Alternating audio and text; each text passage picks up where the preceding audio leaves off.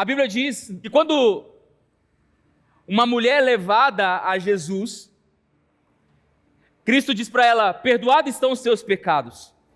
E a Bíblia diz que os fariseus pensam, a Bíblia diz assim que em seus pensamentos eles pensaram: quem é esse para dizer para ela que ela pode perdoar pecados? Que ele pode dizer para ela que está perdoado seus pecados? Era um homem, na verdade. E aí Jesus, a Bíblia diz, e Jesus, conhecendo os pensamentos daqueles homens, perguntou para eles: o que é mais fácil para mim? Dizer para eles: perdoados estão os seus pecados, ou levanta, toma teu leito e anda? Mas para que vocês saibam que Deus está comigo, eu digo: perdoados estão os seus pecados. O homem levanta, pega seu leito e vai embora. A grande mensagem não está apenas no milagre, mas a mensagem está que Cristo conhecia os pensamentos daqueles homens que os acusavam. Então aqui, na perspectiva de Mateus está dizendo: tentaram pôr Jesus à prova, mas Jesus não foi posto à prova. Jesus já conhecia o que esses caras iam dizer. Então ele aproveita a pergunta para dar uma resposta que vai ser eterna. Ele diz: o maior dos mandamentos, a coisa mais importante, tudo que você precisa saber: ame a Deus com todo o seu coração, com toda a sua alma, com toda a sua força e com todo o teu entendimento. Amar a Deus sobre todas as coisas. Essa é a grande mensagem que Jesus deixou. E talvez você pense: mas amar a Deus é uma mensagem poderosa, é uma mensagem importante. Mas o que é amar a Deus? Como que eu posso amar a Deus? O próprio Cristo ensinou isso. E eu queria que você abrisse comigo no livro de Filipenses, capítulo 2, verso 8.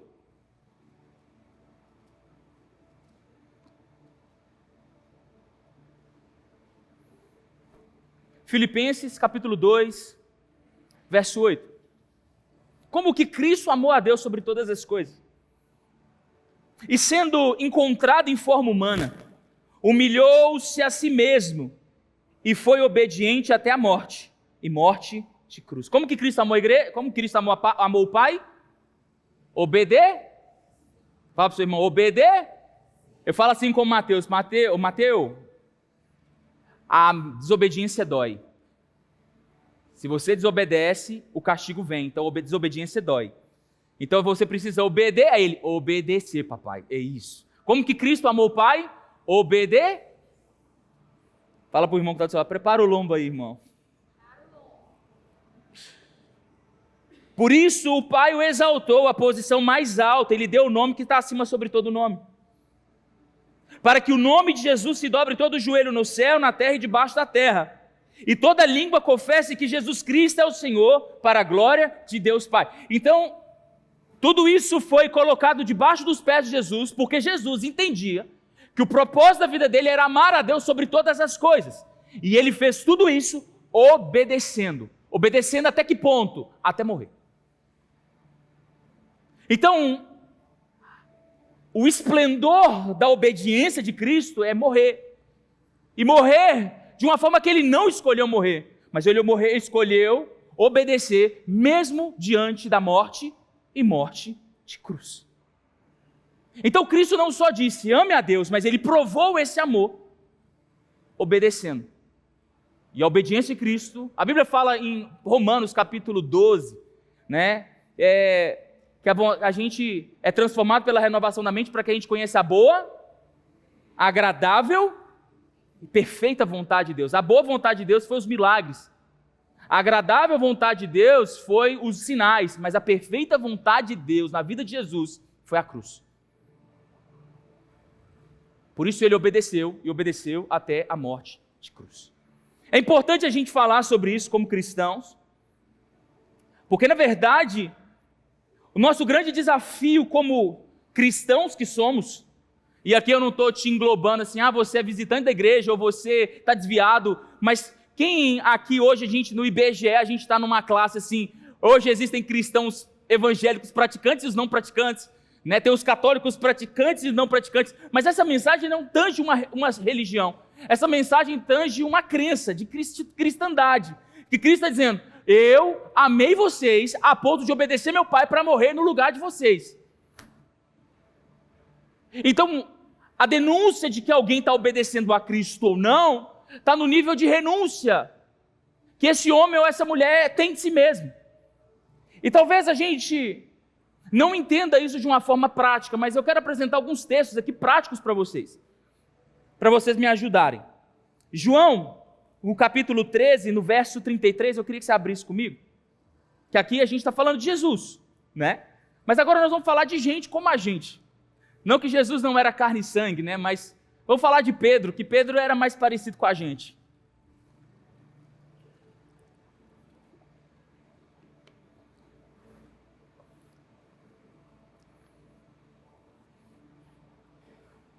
João capítulo 13, verso 33, diz assim: Meus filhinhos, eu vou estar com vocês apenas mais um pouco.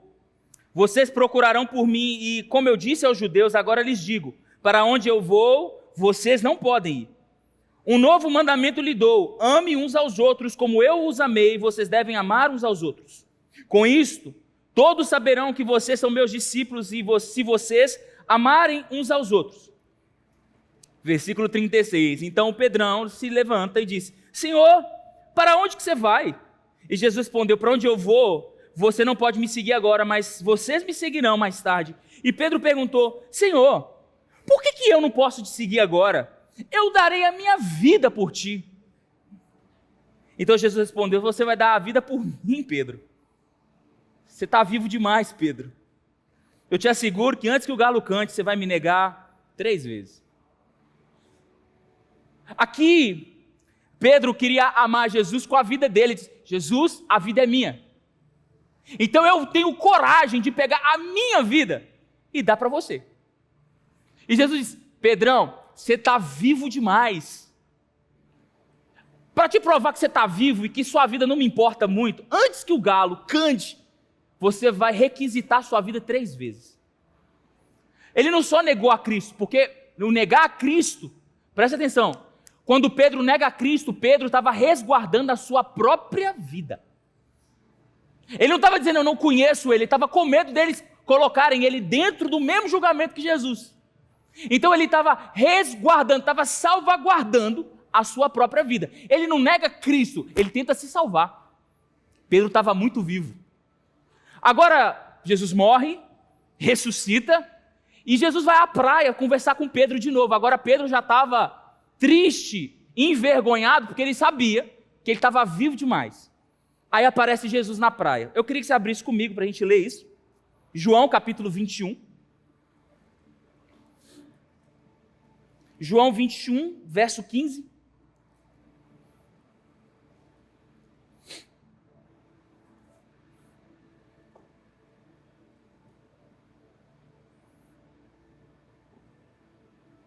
João 21, 15. Diz assim: Depois de comerem, Jesus perguntou a Simão Pedro: Simão, filho de João, você me ama mais do que estes? E disse ele: Sim, Senhor, tu sabes que eu te amo.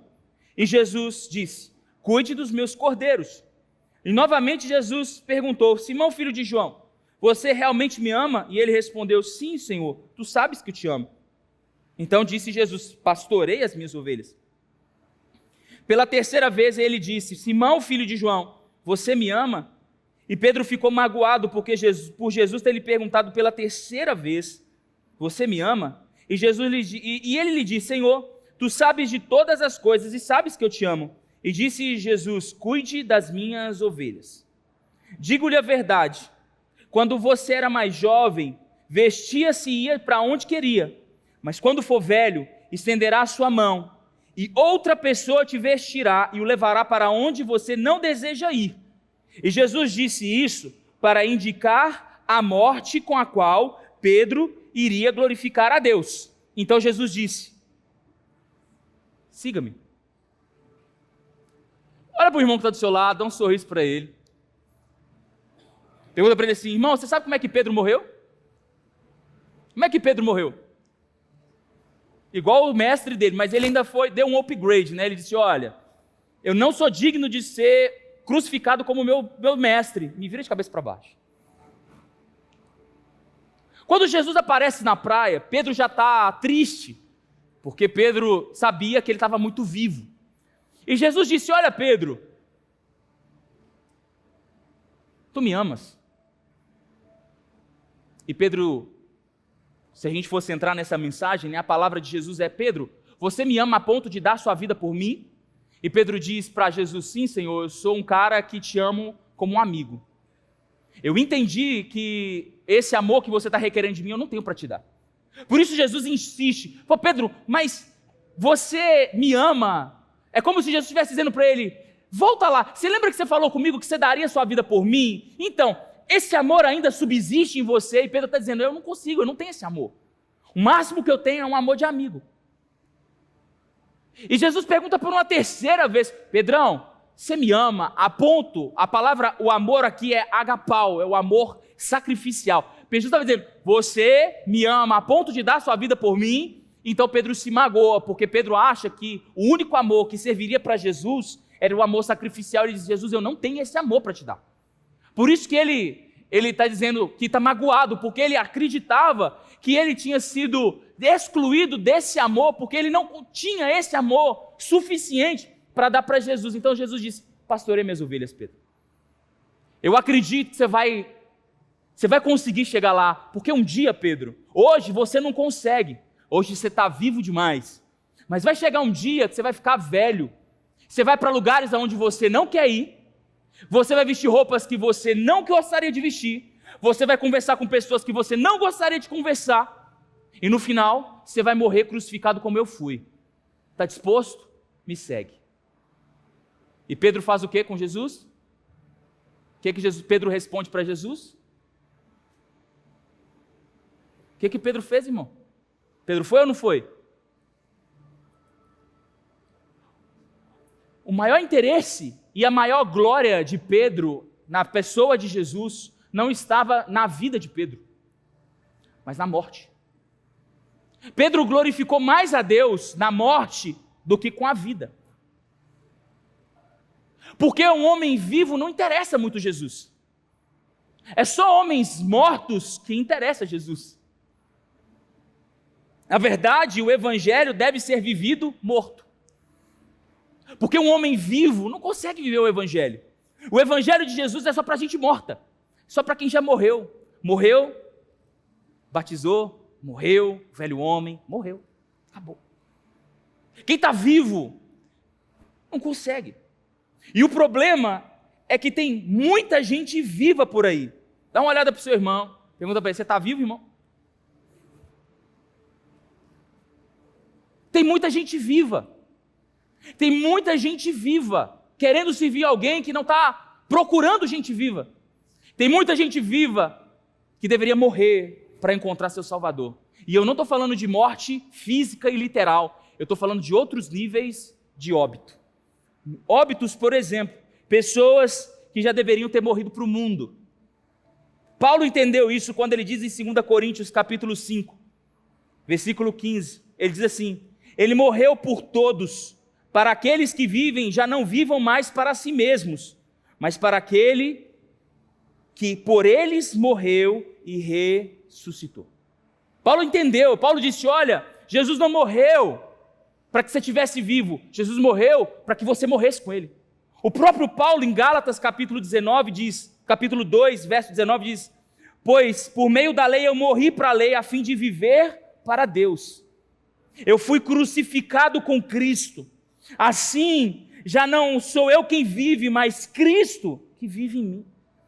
A vida que agora eu vivo no corpo, eu vivo pela fé no Filho de Deus, que me amou e se entregou por mim. Tem muita gente viva para o mundo. Tem muita gente viva para os seus próprios sonhos, para a sua própria carne, para o seu próprio desejo. É aqueles homens, aquelas mulheres que dizem: pastor, a carne é fraca. Sim, é fraca porque só você está vivo. Eu não estou aguentando. Você está vivo. Eu já não aguento mais jejuar. É porque você está vivo. Pastor, eu estou lutando com meus pecados. Eu estou lutando. Pô, filho, o pecado você vence ele quando você morre, não é quando você fica forte. É quando você vai para a cruz. É quando você toma a sua cruz. Porque talvez você está tentando viver muito aquilo que você acha que é certo. aquilo que você acha que é razoável, aquilo que você acha que é justo, aquilo que você acha que deve acontecer, e você está dizendo, ei, eu não tenho compromisso com isso. Não é sendo um vencedor que você vai me agradar. Talvez você vai me agradar mais quando você abrir mão dessas coisas. E entender que eu não estou muitas vezes no seu ego tentando provar para você mesmo que você é bom. Eu tenho um conselho para te dar, para você e para mim. Como eu disse, essa não é uma mensagem de alguém que está ensinando, mas alguém que está vivendo. Está na hora da gente começar a morrer um pouquinho. Morrer para o mundo. Morrer para as coisas desse mundo. Hoje a gente vive uma realidade que ela é altamente consumista. E eu vejo tanta gente se desdobrando para conquistar, para ter, para provar que é bom. E Cristo não está nessas coisas. Cristo não está no quanto dinheiro você tem no banco. Cristo não está no quanto que você é eloquente. Cristo não está nas suas habilidades. Talvez tudo isso precisava morrer para nascer um novo homem, uma nova mulher em Jesus. Lucas capítulo 9, verso 23, eu queria que você abrisse comigo. Eu disse para você que ia atualizar a sua leitura hoje, nós vamos atualizar. Lucas capítulo 9, verso 23.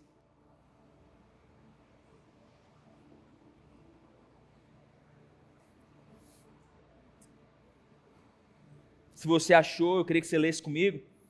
Jesus dizia a todos: se alguém quiser vir após mim ou quiser me acompanhar, negue a si mesmo, tome a sua cruz e siga-me. Pois quem quiser salvar a sua vida, o que ele tem que fazer? Se você quer salvar a sua vida, o que você tem que fazer? Perder. Mas quem quer perder a vida por minha causa, este a salvará. Romanos capítulo 14, abre comigo, Romanos 14, verso 7.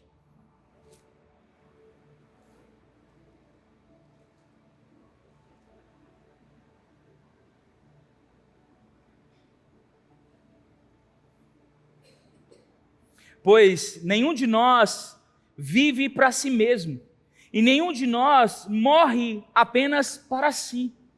Se vivemos, vivemos para o Senhor, e se morremos, morremos para o Senhor. Assim, quer vivamos, quer morramos, pertencemos ao Senhor. Por essa razão, Cristo morreu e voltou a viver para ser Senhor de mortos e de vivos.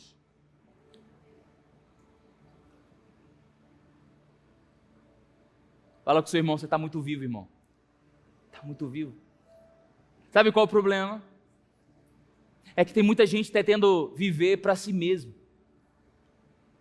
A gente tem muito sonho, a gente foi ensinado a ter muitos sonhos, muitas metas, muitos planejamentos estratégicos, a gente tem metas financeiras, metas profissionais, a gente tem metas ministeriais, a gente tem um monte de coisa para bater no final do ano está chegando, e muitos de nós já estamos desesperados porque a gente não conseguiu bater o faturamento, e Jesus está dizendo, ei,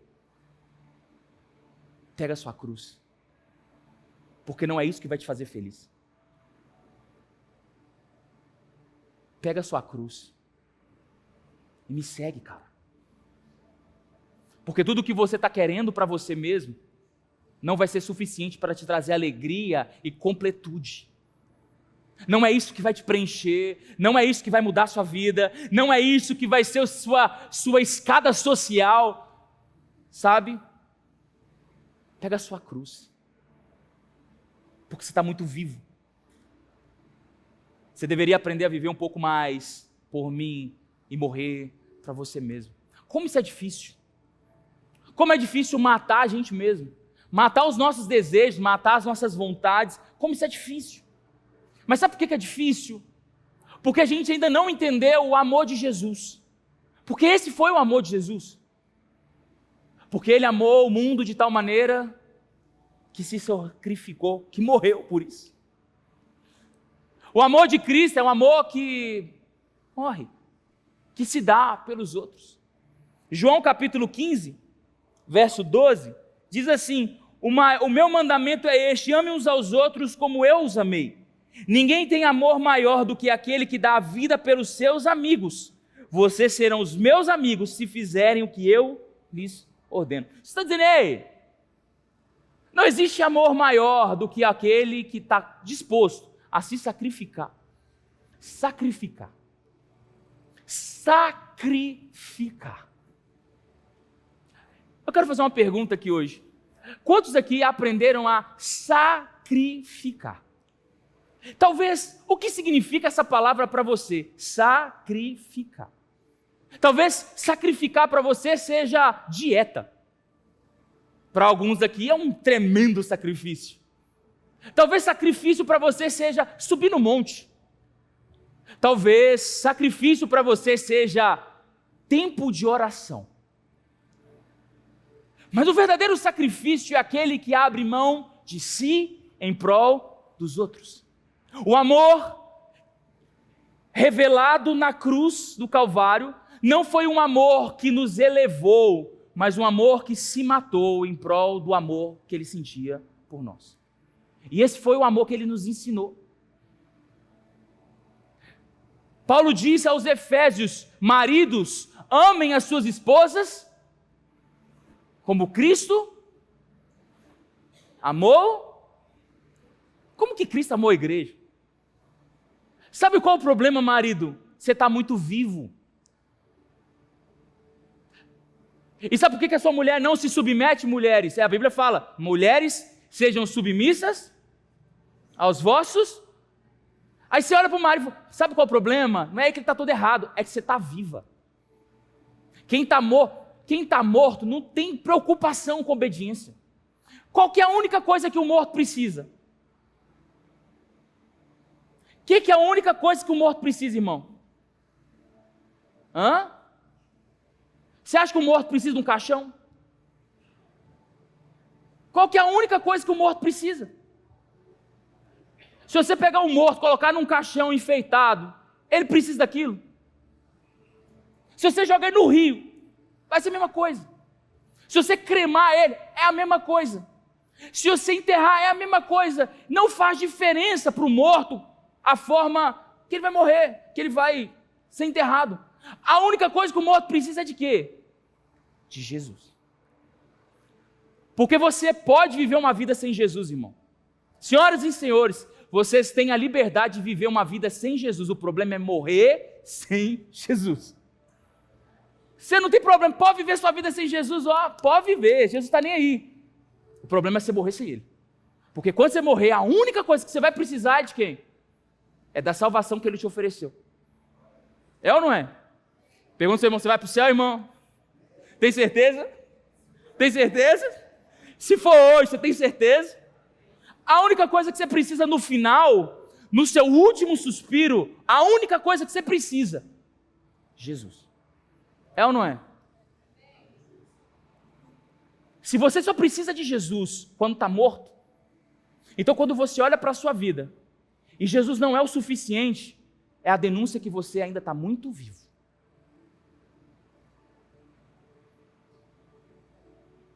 Se tudo o que você precisa no final é de Jesus, se Jesus hoje não é o suficiente, é a denúncia que você ainda não morreu. Você ainda está muito vivo. Porque nós queremos Jesus. Quem aqui quer Jesus? Todo mundo aqui quer Jesus. Mas se Jesus não fizer nada por você, talvez você não queira tanto. Todo mundo quer Jesus, quer ou não quer? Mas está esperando a bênção, a promessa se cumprir, tá ou não está? Todo mundo quer ver. Quem quer ver as pessoas curadas aqui? Levanta a mão aqui. Todo mundo. Mas no fundo, você gostaria que fosse através da sua oração, sim ou não? Todo mundo aqui quer ver o evangelho proclamado nos 4 cantos da terra, quer ou não quer? Mas você gostaria que a sua voz ecoasse. Porque a gente, como ser humano, tem é intrínseco em nós querermos reconhecimento, estabilidade, prosperidade. E tudo isso é legítimo. Jesus tem isso para te dar, amém? Perdeu quem não disse amém. Jesus tem tudo isso para te dar, amém? Só que a Bíblia diz: buscai primeiramente, e as demais coisas vos serão acrescentadas. É como se Jesus estivesse dizendo: ei, o que você está sonhando é importante, é válido, é legítimo, Mas se eu não for suficiente, nada disso tem habilitação para acontecer na sua vida. Como que eu e você podemos viver uma vida de crucificação? Para que tudo aquilo que a gente sonha, tudo aquilo que a gente busca, a presença de que queremos, como que tudo isso pode acontecer na nossa vida se a gente ainda está muito vivo? Eu acho que, como cristão, e como eu disse, eu não estou aqui para ensinar hoje, mas para entender um pouco daquilo que eu estou vivendo e essas revelações que eu tenho tido da parte de Cristo. Eu acho que a primeira coisa que a gente precisa entender é quem é Jesus. Quem é Jesus aos olhos da eternidade? Porque para nós, Jesus pode ser aquele cara que vai ser o milagreiro. Jesus pode ser aquele cara que vai enxugar as lágrimas do seu olho, que vai resolver o seu problema. Então a gente vem na igreja, a gente ouve pregação, a gente canta canções, a gente espera por uma presença que vai resolver algum problema nosso. E a verdade é que na eternidade Cristo tem uma outra aparência. Que aparência é essa? Esse eu gostaria que vocês lessem comigo. Colossenses capítulo 1. Quando Paulo olha para a eternidade e vê Cristo e desenha os traços da personalidade de Cristo e daquilo que Ele é de verdade, ele traz alguns traços interessantes. Ele diz, Paulo falando de Cristo, ele diz, Ele é a imagem do Deus invisível, o primogênito de toda a criação, pois nele foram criadas todas as coisas no céu e na terra, as coisas visíveis e as invisíveis, sejam tronos ou soberanias, poderes ou autoridade, todas as coisas foram criadas por Ele e para Ele. Ele é antes de todas as coisas e através dele tudo subsiste. Ele é a cabeça do corpo, que é a igreja. Ele é o princípio, é o primogênito entre os mortos, para que em tudo ele tenha supremacia. Pois foi do agrado de Deus que nele habitasse toda a plenitude, e por meio dele reconciliasse consigo todas as coisas, tanto as que estão no céu, quanto as que estão na terra, estabelecendo paz por meio do seu sangue derramado na cruz. Talvez a gente tenha uma perspectiva de que Cristo é aquele que vai resolver um problema e ele não está tendo força suficiente para impedir o diabo de te alcançar. Tem muito crente com essa cabeça, que precisa orar mais, porque Cristo está fraquinho, a guerra está muito, e Cristo não está conseguindo vencer o diabo. Paulo está dizendo, ei, vocês não entenderam. Tudo que existe, que você vê e o que você não vê, funciona a partir de Jesus Cristo. É nele que tudo foi, a partir dele, nele existe todo o poder. Todas as coisas operam por ele, para ele e por ele. Não existe ninguém maior do que Cristo, não existe ninguém mais poderoso que Cristo, não existe ninguém mais importante que Cristo, não existe ninguém maior do que Cristo. Não há. Mas existem pessoas que acreditam que Cristo não está resolvendo o seu problema e talvez Cristo precise de alguma ajuda.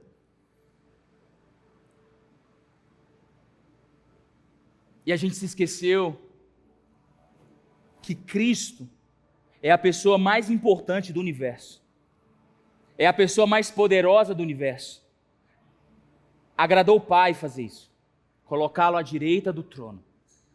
E todas as coisas acontecem a partir das decisões que Cristo toma. Quando a gente se esquece disso, duas coisas acontecem. Nós colocamos Cristo como um amigo que tem o mesmo nível de força que nós, ou nós perdemos o temor da presença de Cristo no nosso meio. E talvez esse seja o pior, quando a gente não tem o vislumbre bíblico de quem é Jesus. A gente não entende o que Cristo efetivamente fez por nós. Colossenses capítulo 2, verso 9, eu queria que você abrisse comigo.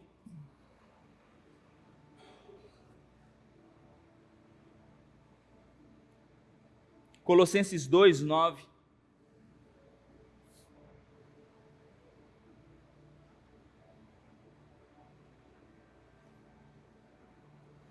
Diz assim: pois em Cristo habita corporalmente toda a plenitude da divindade.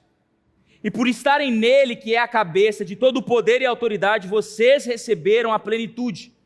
Nele vocês foram circuncidados, não com uma circuncisão feita por mãos humanas, mas com uma circuncisão feita por Cristo, que é o despojar do corpo e da carne. Isso aconteceu quando vocês foram sepultados com ele no batismo, e com eles foram ressuscitados mediante a fé no poder de Deus que o ressuscitou dentre os mortos. Quando vocês estavam mortos em pecados e na incircuncisão da carne, Deus os vivificou juntamente com Cristo, e ele perdoou todas as suas transgressões, cancelou o escrito de dívida que consistia em ordenanças e que nos era contrária. Ele a removeu, pregando-as na cruz as dívidas, e cancelou, e tendo despojado os poderes e as autoridades, fez deles um espetáculo público, triunfando sobre eles na cruz do Calvário. Eu acho que vocês me entenderam. Quando Cristo sobe na cruz, e Ele toma sobre si, sozinho, o meu pecado e o seu pecado, Ele venceu o diabo, o inferno e todas as legiões sozinho. Sozinho. Ele levou sobre si as nossas dores e as nossas enfermidades. O castigo que nos traz a paz estava sobre ele, e pelas suas pisaduras nós fomos sarados. Pastor, por que não está acontecendo? Será que Jesus precisa de reforço? Não! Talvez você precise saber quem é verdadeiramente Jesus e o que Ele fez por você. Eu queria que você olhasse para o seu irmão, desse um sorriso e dissesse para ele: Jesus é suficiente. Jesus é o suficiente para te amar, para te perdoar, para te resgatar. Jesus é suficiente para te abençoar, para te promover, para te corrigir, para te exortar, para te levar para o céu. Jesus é suficiente para fazer tudo o que você precisa que Ele faça. Ponto final. E quando nós buscamos subterfúgios para dizer: Deus, eu preciso dessa resposta, Jesus está dizendo: ei, você está muito vivo. Eu não opero com gente viva, eu opero com quem já morreu. Morreu para si mesmo, morreu para o mundo, morreu pelos outros, morreu. Já não vivo mais eu, mas Cristo vive em mim. Pergunta para o seu irmão: você está vivo aí ainda, irmão? Você está vivo? A grande resposta para alguém que precisa nascer de novo é entender que Cristo é suficiente na nova vida. Tudo que a gente precisa é entender que Ele é suficiente para fazer tudo o que você precisa.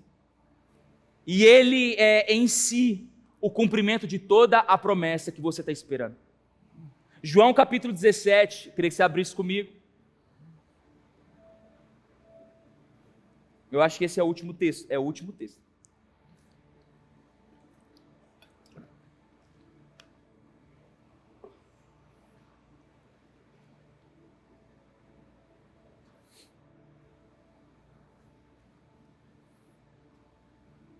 Esta é a vida eterna. E esta é a vida eterna. A vida eterna não é aquilo que a gente imagina que seja. Talvez a gente ache que na vida eterna a gente vai estar no céu, andando em ruas de ouro. Talvez isso possa acontecer. A verdade é que a gente nem vai morar no céu. A Bíblia diz que a gente vai e depois a gente volta na Nova Jerusalém. Esse é assunto para outra história. Mas Jesus dizendo: isso é a vida eterna, que te conheçam, com o único e verdadeiro, como Deus único e verdadeiro, e a Jesus Cristo a quem enviaste. Eu te glorifiquei na terra, completando a obra que me destes para fazer. E agora, Pai, glorifica-me junto a ti, com glória que eu tinha contigo antes que o mundo existisse. Talvez você diga, mas pastor, a minha promessa é prosperar. Mas deixa eu te dizer uma coisa. Pastor, minha promessa é pregar o evangelho nas nações. Tudo isso é legítimo. Mas eu vou te dizer, tudo isso vai passar. Tudo isso aí que você está pensando, todas essas promessas para viver nessa vida vai passar. Tudo vai passar. Até coisas boas vão passar. No final, sabe o que vai importar? Se você conheceu Jesus na sua jornada. A pergunta que eu tenho para te fazer é: você tem curtido a sua jornada? Porque, sabe, no fim de tudo, a única coisa que você vai precisar é ter feito um amigo na sua jornada.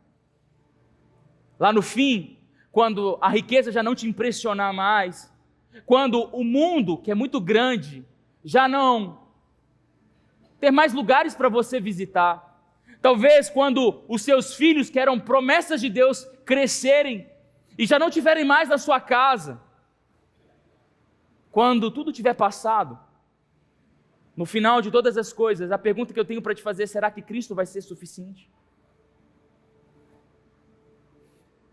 Será que vai ter valido a pena? Será que no fim de tudo, depois que todas as promessas estiverem conclusas na sua vida, você ainda vai ter um amigo? Ou no final, quando tudo acontecer, você vai ter perdido a melhor parte? Que era ter caminhado com o Rei dos Reis e Senhor dos Senhores do seu lado, uma vida.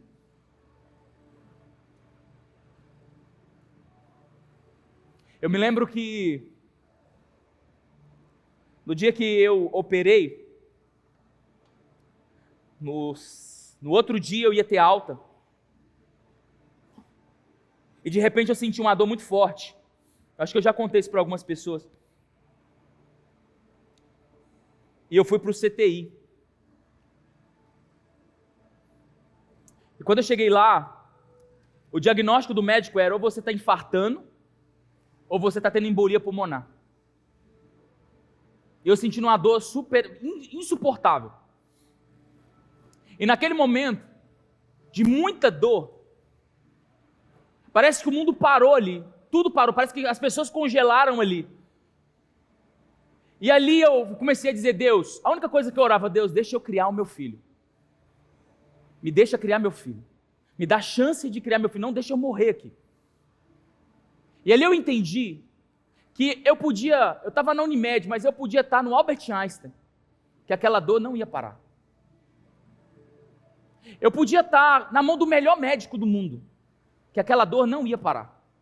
Eu podia ter um caminhão de dinheiro, e aquela dor não ia parar. Aquela dor que eu já estava desmaiando, eu já estava perdendo a consciência de dor. A única coisa que eu orava é: Senhor, me deixa criar meu filho. Mas se eu morrer, eu sei que eu vou para o céu.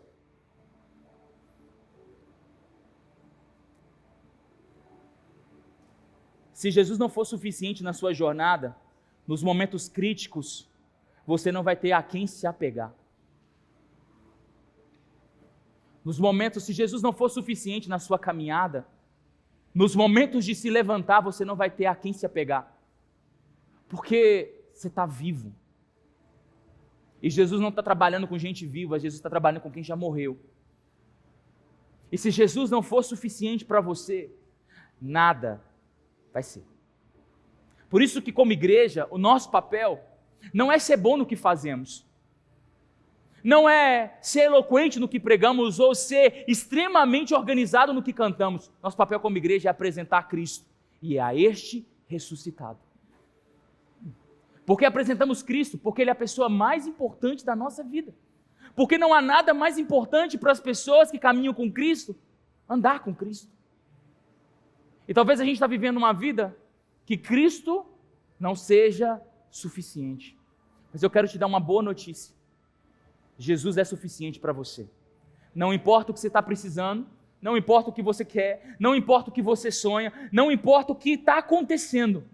Cristo é suficiente para fazer de você mais do que vencedor em todas as coisas. Amém? Eu queria que você ficasse de pé para a gente orar.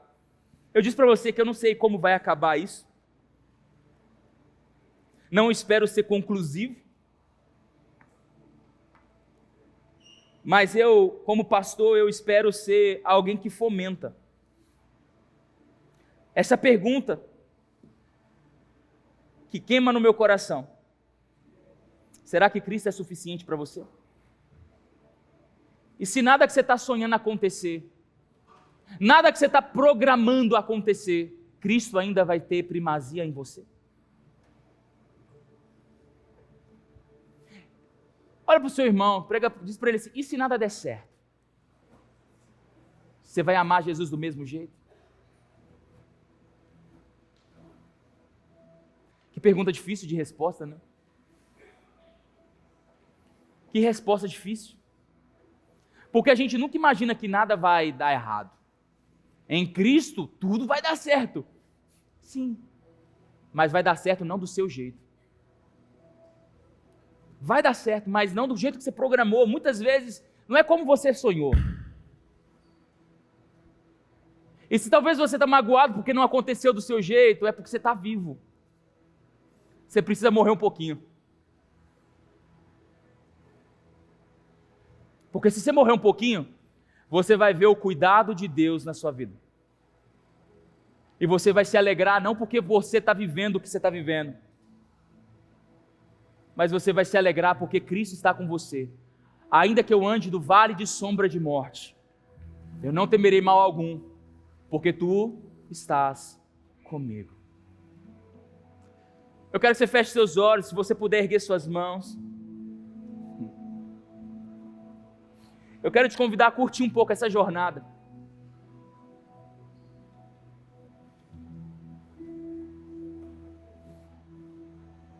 Aproveitar-se a companhia. A gente como crente, a gente não aproveita tanta companhia, né? Mas a companhia, a sua companhia, é aquele que venceu a morte. É aquele que habita em si toda a plenitude da divindade. A sua companhia anda de mãos dadas com a eternidade. Ele é o Rei dos reis, o Senhor dos senhores, porque dele, por ele e para ele são todas as coisas. Jesus é suficiente, meu irmão. E muitas vezes a gente se esquece disso. A gente vive religiosamente uma caminhada que deveria ser curtida, deveria ser desejada. Acordar de manhã e dizer, ei Jesus, o que o Senhor quer fazer hoje? Quais são os teus planos? Eu tenho os meus, mas eu vou abrir mão da minha agenda para cumprir os teus. Porque eu já morri para mim mesmo. Eu fui crucificado contigo, hoje já não vivo mais eu. O Senhor vive em mim. Eis que as coisas velhas se passaram, e eis que tudo se faz novo, Jesus.